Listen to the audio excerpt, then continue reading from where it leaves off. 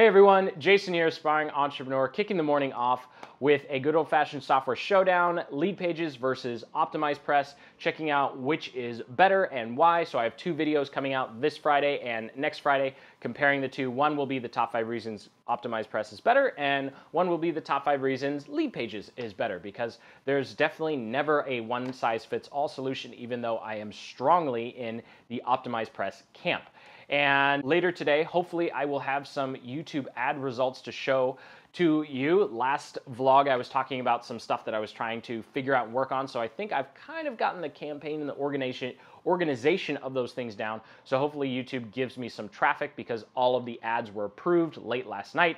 So hopefully I have data to share with you later. And with that, it's time to dive into Leadpages and OptimizePress, play around a bunch, and hopefully AdWords gives me some data. Well, shucks, 0 data, 0 impressions coming through to AdWords, so we get to wait another couple of days to actually get some insights into what's actually working. So what I'm doing is I have 2 organic videos that I'm essentially just boosting, trying to figure out how do you get cheap views to a content video so you can improve its ranking and improve the number of videos it's suggested with to improve its overall performance long term. So we'll hopefully get data for that next week. I am seeing an increase in views and likes on the 2 videos that I am promoting. So that tells me that it's working. There's just a giant delay in AdWords telling me the impressions and the views and the costs and all that. So it did say that my budget was limited. I put it on an accelerated budget, which is kind of like telling Google to burn money as quickly as possible. And it looks like they did do that in the background. So I've increased the budget. Hopefully I don't get a $300 bill when I wake up tomorrow morning. But hey, that's just kind of the cost of doing business. So since I don't have all of that juicy AdWords stuff for you that I thought, why don't we switch gears? And I wanted to tell you a little bit about my first impressions of Leadpages. So I spent about 7 hours today going through. I built a couple pages, I did a bunch of screenshots, and I did some page speed tests.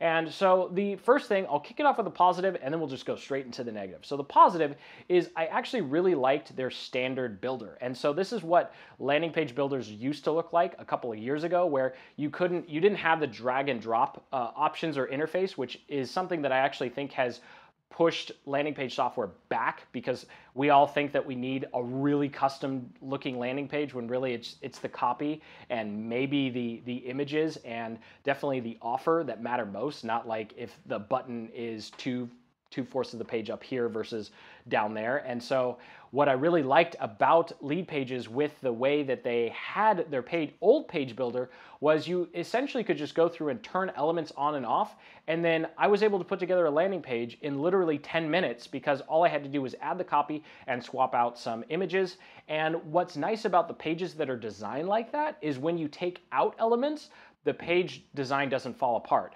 When you use like Thrive Themes, ClickFunnels, and OptimizePress, a lot of those are designed to essentially have you do a lot of playing with it. So it looks really nice when you use every single element that's on the page. But if there's a giant block of text, or there's a giant image or logo that you don't want to put your logo there, you don't want to put a giant bunch of text in there, with Thrive, Optimize, and ClickFunnels, when you take those elements out, all of a sudden you have to redo the entire page. Whereas what I liked with the Leadpages is when I took elements out, the page still looked good, because the designer knew that people were going to go in and take certain parts out. So that was the super positive. So now for a bit of the negative, and why I actually won't be doing too many more videos on it, because I just don't think it's worth it. So the first thing I really didn't like was their drag and drop editor version. I just found that to be really clunky and very, very slow. They do have a Stripe integration, which is a nice touch, but it doesn't have any one-click upsells, so that kind of just I don't get to call that a shopping cart. If it doesn't have a one-click upsell, then I might as well be just using a PayPal link or something with OptimizePress.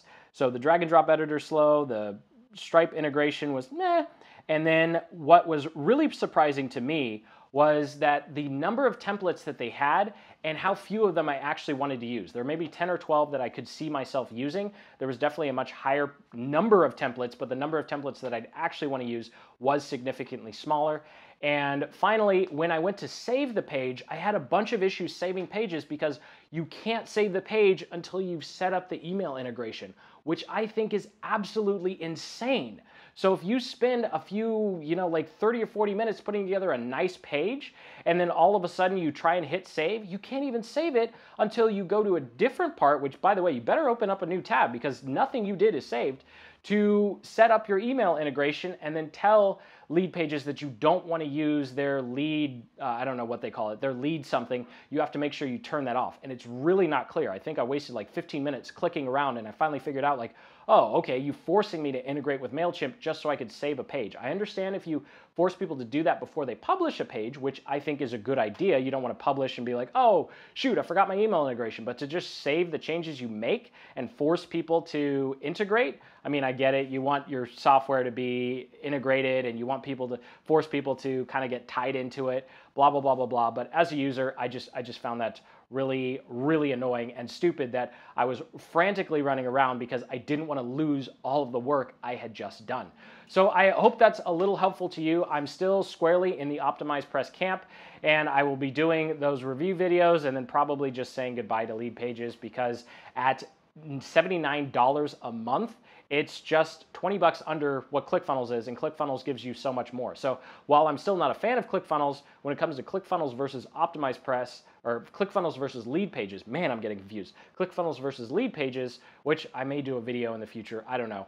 ClickFunnels definitely wins just in terms of features and price, because at $97 versus $79, yes, there's the annual plan. You pay like $46 a month or whatever, but ClickFunnels definitely has more features, bang for the buck in terms of that. So with that, I hope you got some value out of that really quick review. And of course, I'll have more in-depth reviews on those two coming, and more YouTube ad data, and of course, more YouTube ad headaches as that data comes in. So thank you so much for watching. And as always, keep building the business you love. Take care.